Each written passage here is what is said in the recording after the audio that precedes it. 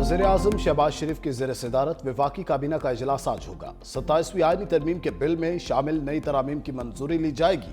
काबीना से मंजूरी के बाद नई तरामीम सेनेट में पेश की जाएंगी। 27वीं आईनी तरमीम कौमी असम्बली से 2/3 अक्सरियत से मंजूर।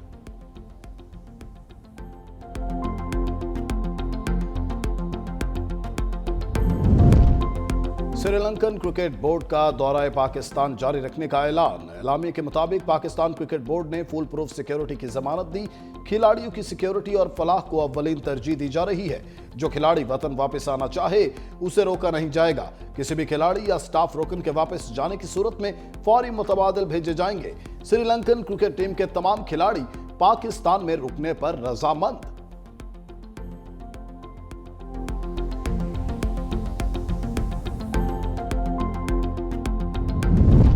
पाकिस्तान और श्रीलंका के दरमियान जारी वनडे सीरीज और T20 ट्राई नेशन टूर्नामेंट का शेड्यूल तब्दील। पाकिस्तान और श्रीलंका का आज होने वाला मैच अब कल खेला जाएगा। 15 नवंबर को शेड्यूल मैच 16 नवंबर को होगा। दोनों मैच रावलपिंडी क्रिकेट स्टेडियम में खेले जाएंगे। 3 मुल्की टूर्नामेंट 18 नवंबर से 29 नवंबर तक रावलपिंडी स्टेडियम में खेला जाएगा।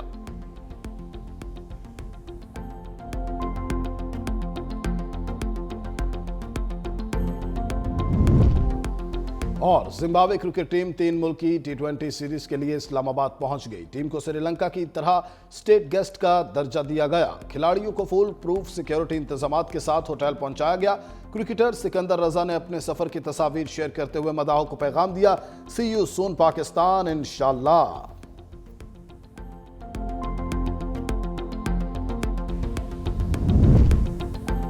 और पंजाब की फजा शहरियों के लिए मुज़र सेहत। लाहौर दुनिया के आलूदा तरीन शहरों में दूसरे नंबर पर मौजूद। Air quality index 294 record. भारतीय दारुल हुकूमत नई दिल्ली सर फहरिस्त। कराची में फजाई आलूदगी में कमी। दुनिया का 11वां आलूदा तरीन शहर बन गया।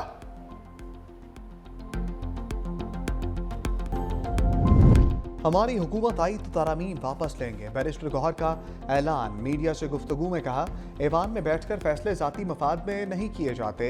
हमने मुज़ाकरात में हिस्सा लेने की हर मुमकिन कोशिश की। हमारे MNAs को पार्लियामेंट हाउस से उठाया गया। हम पाकिस्तान के साथ थे और रहेंगे। हमारे वज़ीर आला को अपने लीडर के साथ हम मिलने नहीं दिया जा रहा।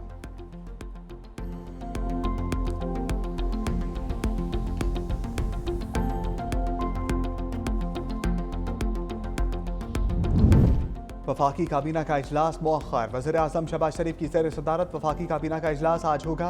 27वीं आईनी तरमीम के बिल में शामिल नई तरामीम की मंजूरी ली जाएगी।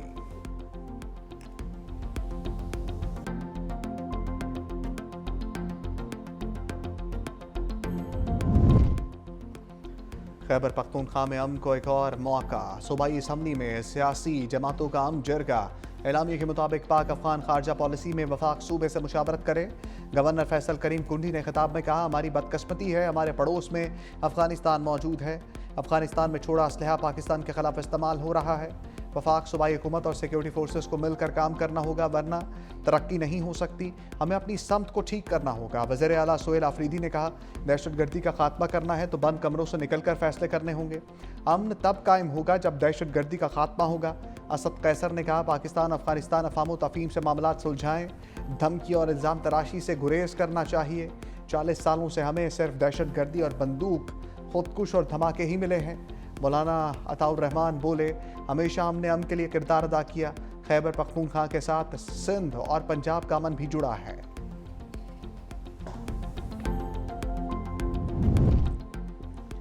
कैडेट कॉलेज वाना में ऑपरेशन मुकम्मल। तमाम दहशतगर्द मारे गए। फील्ड मार्शल आसिम मुनीर ने लम्हा ब लम्हा सूरत हाल पर नजर रखी। कहा, कौम के मेमार हमारा सरमाया, आंच न आने पाए। Operation commander colonel Mohammad Tahir ने कहा, सिक्योरिटी फोर्सेस की बर्वक्त कार्रवाई ने खवारिज के हमले और मजमूम मज़ाइम को नाकाम बना दिया। हमने दहशतगर्दों को मखसूस ब्लॉक में महदूद करके तालिब इल्मों की हिफाजत को यकीनी बनाया। अमारत के अंदर मौजूद तमाम खवारिज मारे गए। ज़ेर तालीम कैडेट ने कहा कि पाक फौज के जवानों ने हमें बाहिफाजत कॉलेज से महफूज मुकाम पर मुंतकिल किया। तालीम के दुश्मन कुछ भी कर लें, हमें तालीम से नहीं रोक सकते।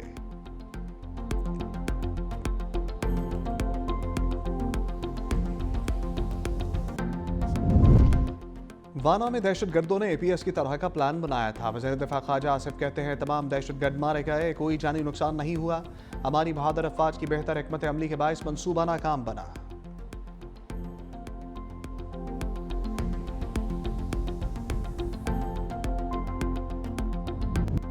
इस्लामाबाद कचहरी खुदकुश धमाके की तहकीकात में आम पेशरफ हमलावर को लाने वाला ऑनलाइन राइटर पुलिस ने पकड़ लिया। खुदकुश हमलावर को 200 रुपये में कचहरी तक पहुंचाया। जराये के मुताबिक हमलावर पैदल कचहरी तक पहुंचा। मौका पर मौजूद पुलिस एहलकारों के बयानात रिकॉर्ड कर लिए गए। फॉरेंसिक और जियो फेंसिंग का अमल भी मुकम्मल कर लिया गया। इब्तदाई तहकीकात के मुताबिक हमलावर एक ही था जिसने धमाके में 7 से 8 किलो बारूदी मवाद इस्तेमाल किया। इस्लामाबाद में 3 रोज़ा सोग बुखला की हड़ताल, डिस्ट्रिक्ट जुडिशल कम्प्लेक्स बंद है। इंसदाद दहशतगर्दी एक्ट के तहत मुकदमा भी दर्ज।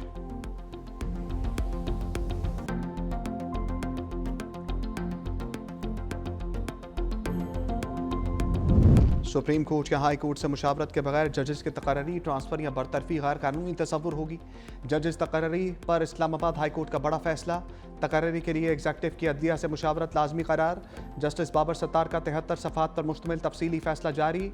लिखा, तकर्री या बरतरफी के मामलात में वफाकी हुकूमत अपने इख्तियारात इस्लामाबाद हाई कोर्ट से मुशावरत के बाद इस्तेमाल करे। इस्लामाबाद में दूसरे सूबों से डेपुटेशन पर लाए जजेस अदलिया की खुद मुख्तारी को मुतासर करते हैं। अदालती अफसरान की तकर्री, मुद्दत मुलाजमत और बरतरफी के लिए हुकूमत तरमीम करे। कोई भी कानून या इंतजामी अमल जो अदलिया की आज़ादी को मुतासर करे वो आइन से मुतसादिम और बातिल है। मातहत अदलिया भी आइनी तहफ़्फ़ुज़ की हकदार है।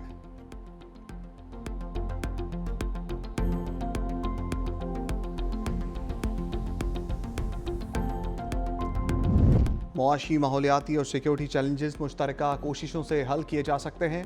सदर मुमलिकत आसिफ अली जरदारी का बैनुल पार्लिमानी स्पीकर्स कॉन्फ्रेंस के मंतूबीन के एजाज़ में इशाइया से खिताब। कहा, कॉन्फ्रेंस ने पार्लिमानी सफारतकारी के जज्बे को मज़ीद मजबूत किया। बैनुल पार्लिमानी स्पीकर्स कॉन्फ्रेंस ने ताउन और दोस्ती के नए रास्ते खोले हैं।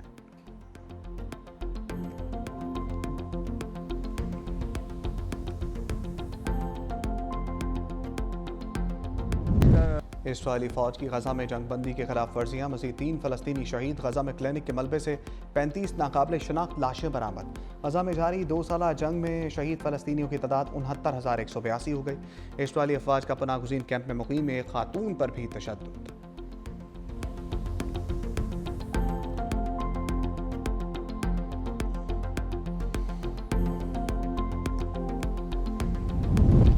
BBC ने गजा में इसराइली सफाकियत का कच्चा चट्ठा खोल दिया। कहा, 10 अक्टूबर को होने वाले गजा जंगबंदी माहदे के बाद से अब तक गजा में 1500 से ज़ायद इमारतों को बमबारी से तबाह कर दिया गया।